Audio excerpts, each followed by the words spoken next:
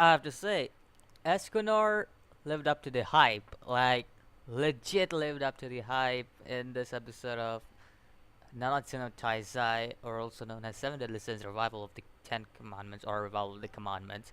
But anyways, what an episode! Like, legit, Escanor, he stole the show in this whole episode, just like that. Like, right now, for everybody who's been hyped for Ascanor. I was going to say Ascanor, I don't know why, but whoever was hyped for Ascanor, you can definitely sit down and be like, he lived up to the hype. He was there because this guy was freaking cool throughout whole episode.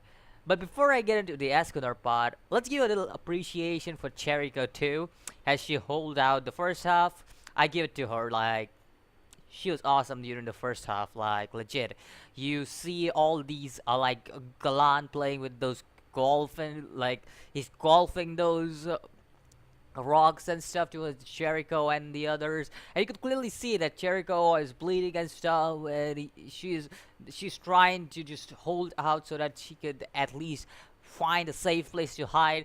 And then when Jericho goes inside the bar, oh, since then the the episode just gets on its best part, like legit.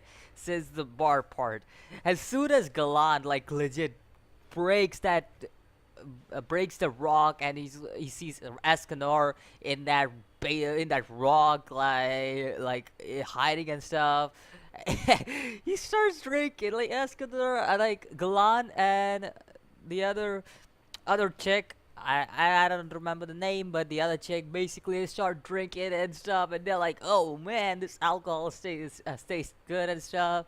And then finally, Galan, he uses his commandment of truth, and basically what the game is that they will play a game. Escanor and Galan pretty much will play a game of like a hit and hit, meaning that they have to hit each other every one time by turn, uh, until they die, and that's what basically was happening. As Galan just patted this guy, Escanor was down, and they stayed there for the half of the day, just drinking, and I was just laughing there. I'm like, yo, that's so much funny. Like, just staying half of the day drinking there.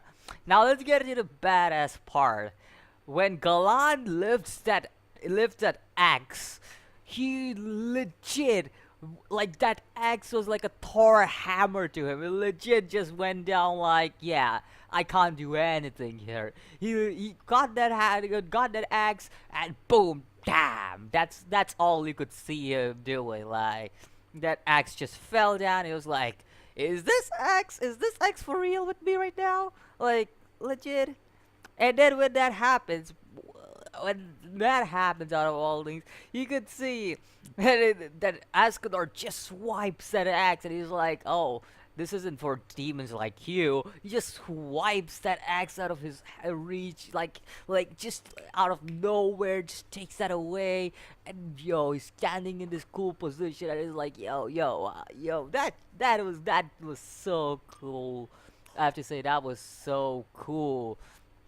Moving up to the next part, like, this was funny because Escador just cut Galan in half, and Galan just goes back, like, just moves back like that, and let me just say this, all Escanor did was hit one shot throughout, like, just one shot from his axe throughout the whole episode. All Escanor did was hit one shot with his axe. That's all he did throughout the episode. Let me just point that out.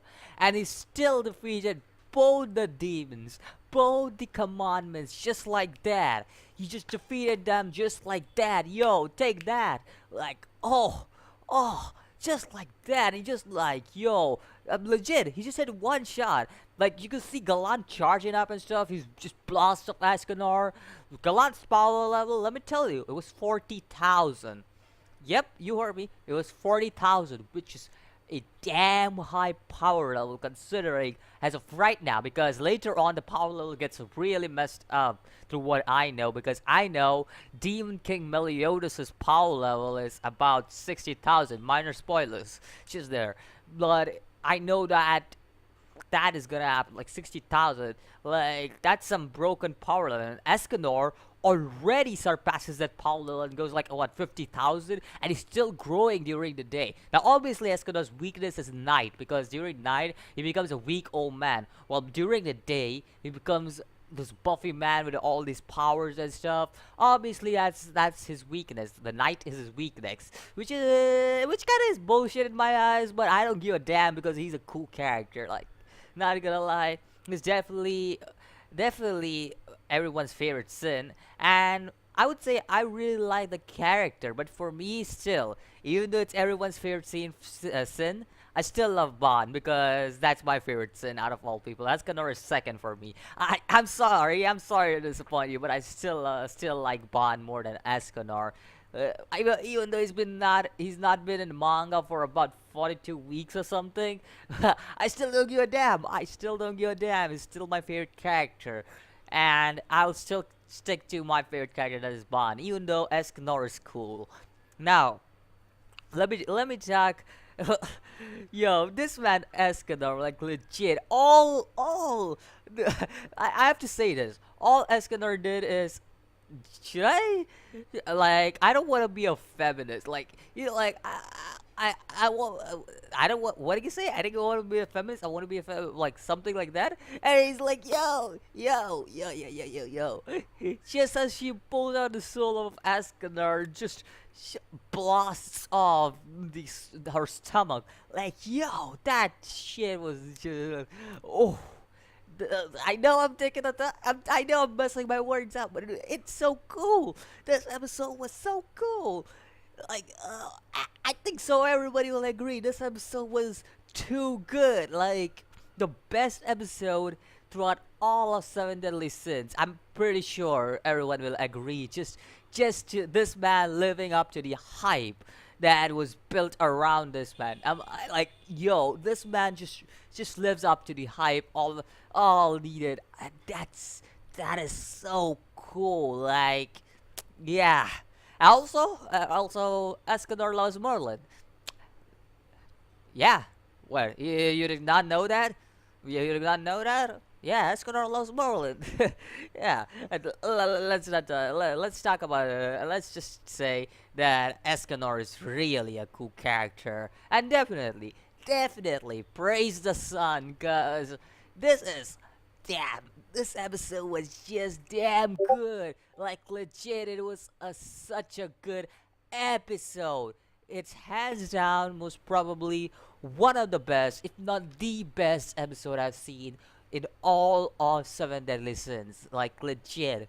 It's time, like, it's legit time for Seven Deadly Sins that they stepped up their game. And they legit did this. Like, don't get me wrong, season 2 has been way better than season 1. Not telling that season 1 was trash or anything. No, I'm not telling that.